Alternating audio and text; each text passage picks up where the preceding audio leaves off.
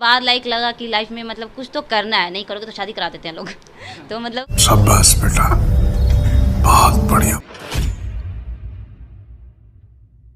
जिन्हें लगता है कि बीपीएससी और यूपीएससी जैसे प्रतियोगिता परीक्षा को करने के लिए कहीं दूर बाहर जाकर या बड़े कोचिंग संस्थानों में जाकर तैयारी करनी पड़ती है, तो ऐसे में आप कहीं ना कहीं गलत है। आपके अंदर उसे पूरा करने के लिए वो ऐसी क्षमताएं होनी चाहिए और उसी का आप उदाहरण देखने वाले हैं। नमस्कार, मेरा नाम गौतम है और आप देख रहे हैं रॉयल यात्रा। और ऐसा ही कुछ हुआ है, बीपीएससी का जो 66वां जो रिजल्ट है, फाइनल रिजल्ट, वो अनाउंस हो चुका है। और हमने पिछला जो वीडियो है वो टॉपर का दिखाया था और हम अभी ऐसे स्थान पर हाल ही के ही हाजीपुर में पहुँचे हैं जहाँ पर एक बहुत ही कम और पहले ही अटेम्प्ट में उन्होंने बीपीएससी क्लियर किया है। सबसे पहले तो बधाई और थोड़ा अपने विषय में बताइए।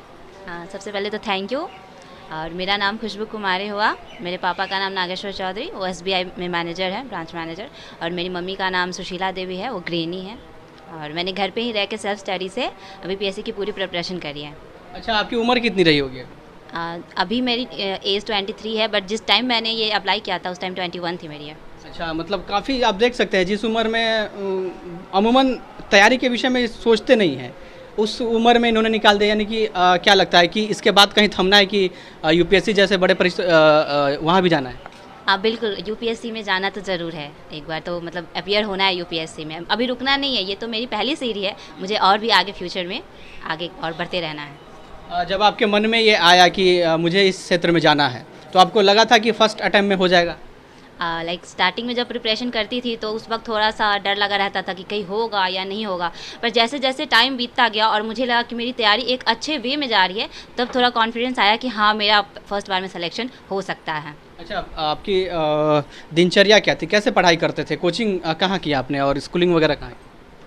मैंने बीपीएससी के लिए कोई कोचिंग नहीं की है, मैंने सिर्फ सेल्फ स्टडी किया है। और मैंने क्लास 10th की पढ़ाई हाई स्कूल मीनापुर राय से करा है, और क्लास 12th की पढ़ाई इंटरमीडिएट वुमेंस कॉलेज हाजीपुर से, और ग्रेजुएशन मैंने आरएन कॉलेज हाजीपुर से ही किया है। लोग तो कहते हैं कि इस तरह के जो प्रतियोगिता परीक्षाएं हैं वो बड़े बड़े कोचिंग संस्थानों में और बहुत उसके लिए सेपरेट होकर पढ़ना पड़ता है, तो आपने तो पूरा एकदम से वो सारे वो जो भी करिकुलम है उसको ही बदल दिया, ये कैसे हुआ?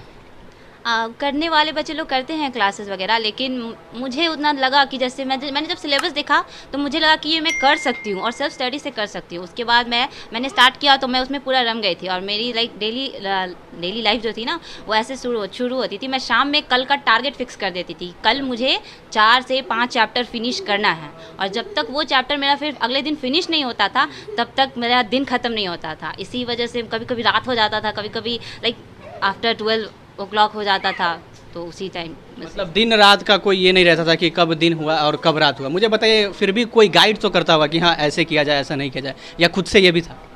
घर में मेरे मम्मी पापा ने मुझे काफ़ी गाइड किया है, मेरी दीदी लोग ने और मेरे भैया लोग ने भी काफ़ी सपोर्ट किया है और बताया था कि इस तरीके से प्रिपरेशन किया जाता है। तो अच्छा, बहरहाल आगे क्या करना है अब? अभी तो फ़िलहाल मुझे इसको ज्वाइन करना है और फ्यूचर में मुझे यूपीएससी के सामने एक एग्ज़ाम में बैठना है। मुझे कुछ बताइए, जो खास करके युवा है और जो इस क्षेत्र में जाना चाहते हैं, उनको क्या कहेंगे? कैसे वो प्रिपरेशन करें कि वो कम से कम हो सके फर्स्ट अटैम्प्ट में वो भी क्लियर कर जाए? सबसे पहले तो मुझे लगता है इसमें किसी भी स्टूडेंट को कि अगर आपको कोई भी डिस्टर्बेंस बाहरी आ रही है, जैसे सोशल मीडिया हो गया, कुछ फ्रेंड्स भी डिस्टर्ब करते हैं, तो उनसे दूरी बनाए सबसे पहले। एंड सेकंड मैं बोलूँगी डेडिकेशन और डिसिप्लिन। जब आपने डिसिप्लिन सोच लिया है कि मुझे मतलब एक दिन में अगर मुझसे नहीं हो पा रहा ज़्यादा घंटा, तो कम से कम दिन में 4-5 घंटा तो दे ही, और कंटिन्यूटी के साथ दे, तो मतलब एक तैयारी एक बहुत ही खूबसूरत वे में निखर के आती है उससे। और डेडिकेट रहें, डेडिकेशन के साथ रहें, डिसिप्लिन के साथ रहें और अच्छे से प्रिपरेशन करें, हार्डवर्क करते रहें। मुझे बताइए कि बीपीएससी जैसे परीक्षाओं में तैयारी करने के लिए या उसे पास करने के लिए कितना घंटा प्रिपरेशन करना पड़ता होगा? घंटों का तो नहीं पता, मैं बस एक दिन का टारगेट फिक्स करती थी कि मुझे एक दिन में 4 से 5 चैप्टर फिनिश करना है। तो जब तक मेरा वो फिनिश नहीं होता था तब तक मैं रुकती नहीं थी। तो घंटे उसी हिसाब से मेरे आवर्स सेट हो जाते थे। किसी दिन 8 घंटे में हो जाता था मेरा फिनिश, किसी दिन मेरे 4 घंटे में ही वो टारगेट फिनिश हो जाता था। तो कभी टाइम उतना का मैंने ध्यान नहीं दिया था। मैं तो कभी कभी खाना पीना भी भूल जाती थी। तो अच्छा, मतलब एक टारगेट कर लिया कि हाँ आज ये चैप्टर इतना तक कंप्लीट करना है, उसके बाद ही कुछ करना है। मेरे साथ उनके परिवार भी है और साथ में माताजी भी है। हम जानेंगे, जब आपने सुना कि बेटी ने बीपीएससी क्रैक कर लिया, कैसा लगा तब? बहुत खुश हुआ, बहुत खुशी हुआ, माने उमंग के खुशी हुआ कि बेटी हमार खुश। बधाई तो बहुत जगह से आती होगी। बहुत आया बधाई।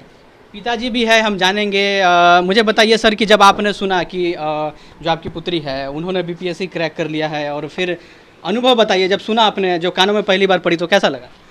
बहुत अच्छी लगी कि हमारी बेटी मतलब हमारे गौसपुरी जिला गांव का नाम रोशन किया। जी, हमें ऐसे पता चला कि आपने भी कभी बीपीएससी की तैयारी की थी। हमने भी 36वीं का इंटरव्यू दिए थे, लेकिन मेरा सिलेक्शन नहीं हुआ। हमारी बेटी ने 66वीं का रिजल्ट लेकर के आ गया। जो अधूरा सपना था शायद बेटी के रूप में पूरा हो गया। पूरा हो गया, हाँ हाँ। मुझे बताइए, कुछ लोग हैं जो आर्थिक स्थिति में नहीं कर पाते हैं, लेकिन जहाँ यहाँ आपकी बेटी ने न कहीं कोचिंग गई, बड़ी कोचिंग संस्थान या बहुत ऐसे बड़े ऐसे चीज़ों में, फिर भी उन्होंने क्रैक कर लिया। तो मुझे बताइए कि वैसे गार्जियनों को आप क्या कहेंगे पढ़ाई को लेकर?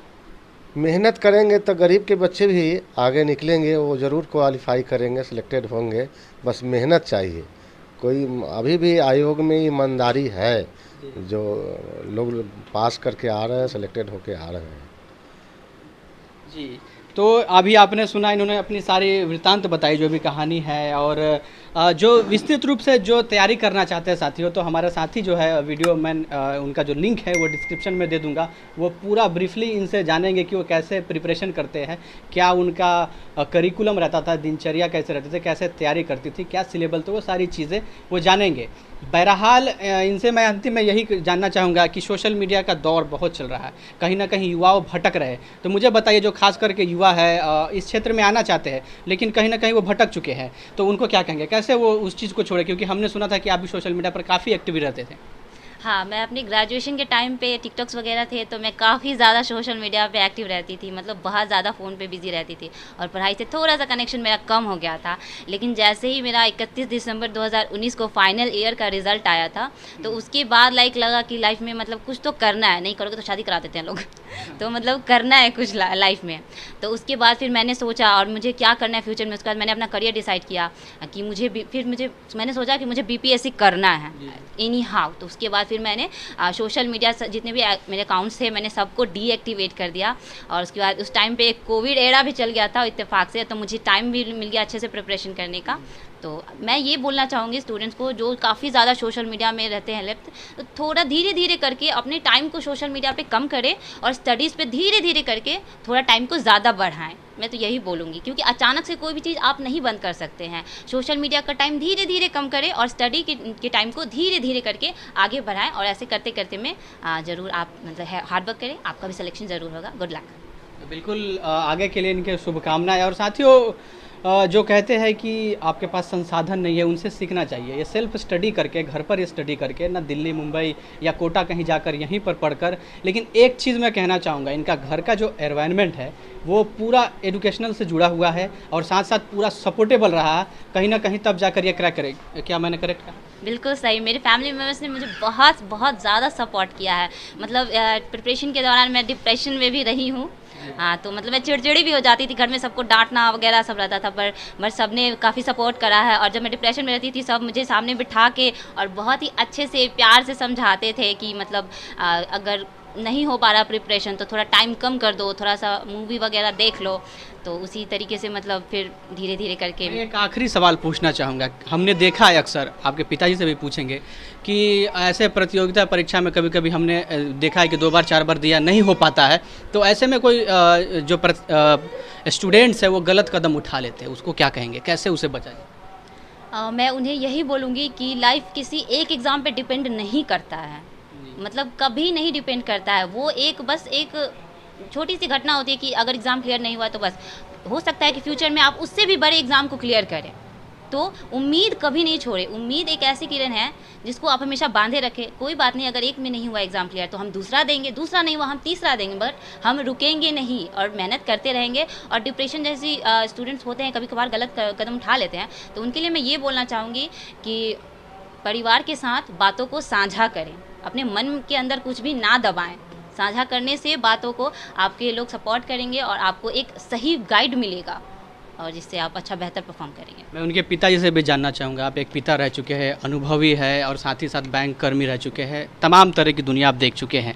मुझे बताइए, जब कोई बच्चा प्रतियोगिता परीक्षा में नहीं पास होता है, हालांकि पेरेंट्स का पैसा लगता है, उम्मीदें लगती है, सपने लगते हैं, बहुत तमाम तरह की चीज़ें जुड़ जाती हैं, तो कैसे उनके जो गार्जियन है वो कैसे हैंडल करे बच्चों पर कि मेंटली वो बच्चे को तो हताश नहीं होना चाहिए था, और पेरेंट्स को चाहिए कि बच्चे को पास में बैठा करके समझाएं कि एक सीढ़ी पार नहीं किए कोई बात नहीं है, दूसरा सीढ़ी में देखेंगे। सरकार की तरफ से कई से नौकरी की मतलब व्यवस्थाएं हैं, इसमें नहीं हुआ उसमें होगा, किसी न किसी में होगा, लेकिन वो अपना लगन और मेहनत बनाए रखें।